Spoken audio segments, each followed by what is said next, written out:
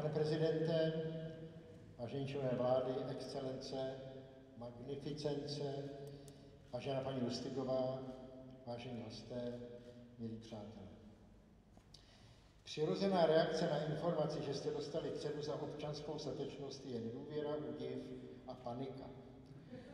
Když se pak podíváte na seznam úctyhodných osobností, které tu cenu získaly v minulosti, tak se panika ještě zvýší.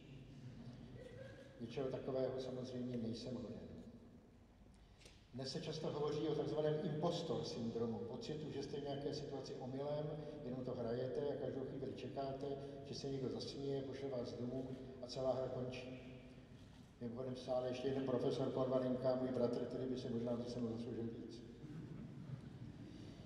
Jak řekl jeden můj velmi významný kolega při přejímání čestného doktorátu, něco takového si vůbec nemůžete zasloužit, to musíte prostě jenom akceptovat. Tak to zkouším. Věc, která mi poněkud ulehčuje přijetí tohoto mimořádného ocenění, je skutečnost, že mi udělala skupina velmi úctyhodných lidí, přičemž celou řadu z nich jsem se v minulých letech nebo dokonce v minulých měsících ocitl docela ve vážném sporu. Hned s několika členy výboru pro udělování ceny Arnošta Lustige jsem se dost podstatně neshodl v dobách covidu, s dalšími zase ohledně politiky současné americké administrativy nebo izraelské vlády. Velmi si vážím toho, že tyto odborné nebo politické spory nezabránily členům nadace mi tu cenu udělit. Vím o tom, že rozhodnutí musí být přijato jednomyslně všemi členy výboru. Tohle je možná důležitá a velmi cenná věc. Žijeme ve světě, který je stále více řízený algoritmy sociálních sítí, které nás zamykají do oddělených bublin, kde je nám dobře, kde si spolu rozumíme a existence jiných lidí je nám buď zcela zatajená, nebo ji vnímáme jako nepřátelé. Abych ocitoval svého oblíbeného Karla Čapka. Zásada náboženská, kdo není se mnou, je proti mně. Zásada politická, kdo není se mnou, je lump. Internet a sociální sítě dělají z názorových soupeřů nepřátelé a z nepřátel lumpy, případně pitomce. Smí se říkat v Míčovně Pražského hradu pitomce? Ano, prostě by řekl pitomce, tak nesouhlasit spolu a přitom zůstat přáteli nebo aspoň respektovaní partnery je něco stále vzácnějšího. Děkuji tedy členům výboru za tento projev mimořádné velkorysosti a slibuju, že se s nimi o covidu nebo v současné americké administrativě budu hádat i nadále. Původně jsem chtěl v této řeči mluvit o tom, jak jsem poznal Arnošta Lustiga a pochlubit se tím, že mi říkal ty kanče a nechával si ode mne kupovat pivo. Pak jsem se ale uvědomil, že Arnošt Lustig říkal ty kanče prakticky každému mužskému a pivo si taky nechal koupit za koho. Takže mi nezbývá, než abych promluvil o něčem mnohem nebezpečnějším. A to sice o tom, co znamená v dnešní době občanská odvaha.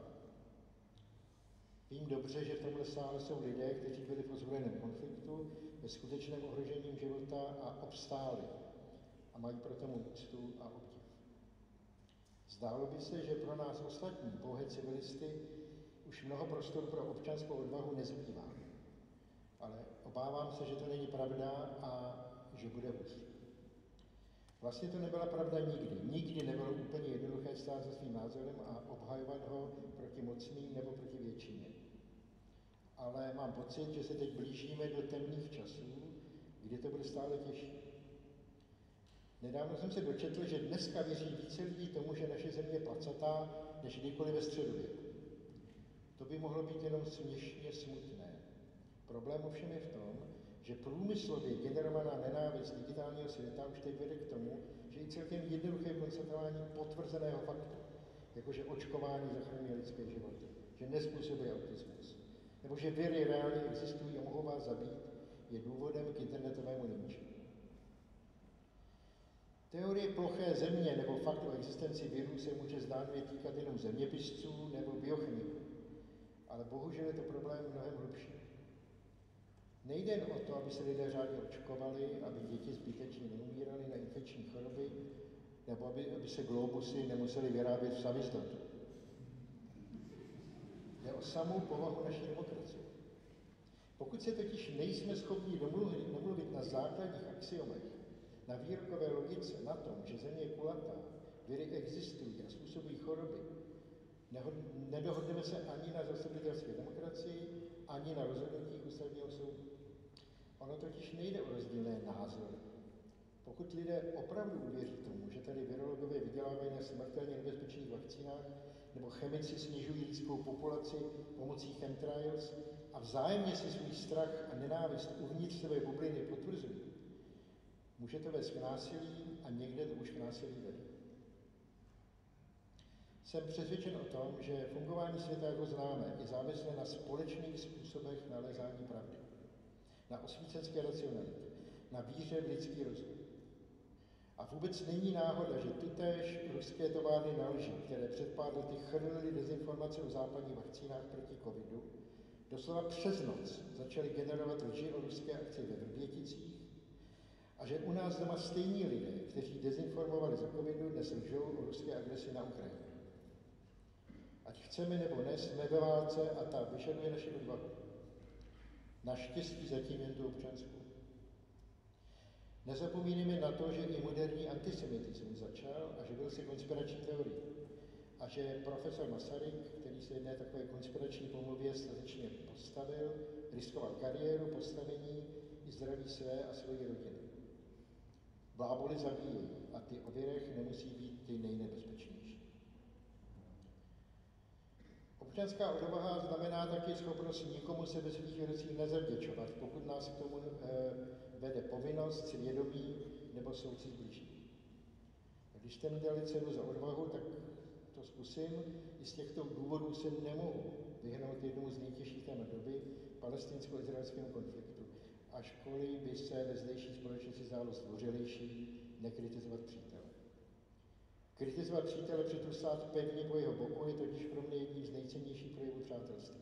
Kdo nám nakonec v životě říká pravdu, když jsme si své bubliny protřídili tolik, abychom v nich se cítili co nejlépe.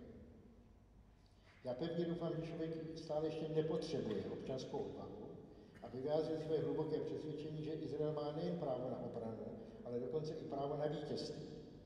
Že jakýkoliv bojkot Izraele nebo Izraelců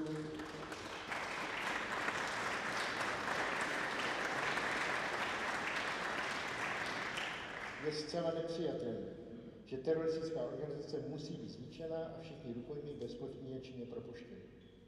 Současně by mělo být samozřejmě možné říci, že válečná operace v Gaze musí skončit co nejdříve, protože ty obrazy zničených životů už nás téměř otupily. Vést debatu o utrpení, aniž bychom přiznávali lidskost jednomu a upírali ji druhému, je disciplína, ve které se nám po mém soudu nedaří. A upřímně bych stál o to, aby ji mohl svým nezapomenutelným způsobem komentovat Arno Šustr. Jeden význačný kolega z Harvardovy univerzity mě upozornil, že samotné oslovení dámy a pánové nás dneska zařazuje na politickém spektru. Tak já si to užiju ještě jednou. Dámy a pánové, na závěr bych rád poděkoval výboru za mimořádné ocenění, kterého si nesmírně vážím, a své ženě a dcerám za laskavou podporu, kterou mi celoživotně poskytují. Za jejich lásku a oddanost. Už jednou jsem tady citoval Karla Čapka a tak jeho citátem skončil. Ve svém článku Zima 1934 píše: Jak se zdá, v dnešním stavu světa má být inteligenci vyhrazena trojí cesta. Mučednictví, z poloviny nebo zbabělosti. Já však věřím, že snad zbývá ještě čtvrtá cesta. Nezradit svou duchovní disciplínu za žádných okolností a pod žádným nátlakem nezradit v sobě ducha neomezeného a vědomého. V tom jediném je zvláštní svoboda a urozenost ducha. Nenechme si vzít, neboť stojí za nejvyšší obětí. Můžeme tím nějak pomoci světu? Kdybych věděl, že ne, byl bych klidný a smutný, ale cítím s hroznou úzkostí, že ještě je možno vyhrát nebo prohrát. Ještě je možno čelit fanatickému zpytomnění světa. Ještě je možno ne kázat, ale dorozumívat se všemi jazyky světa. Ještě může být rozum společný všem, zkušenost věřitelná, poznání platné a zákony ducha a svědomí, jež zavazují svobodné muže. Dámy a pánové, věřím tomu, že s trochou občanské odvahy to pořád ještě můžeme vyhrát. Děkuji za pozornost.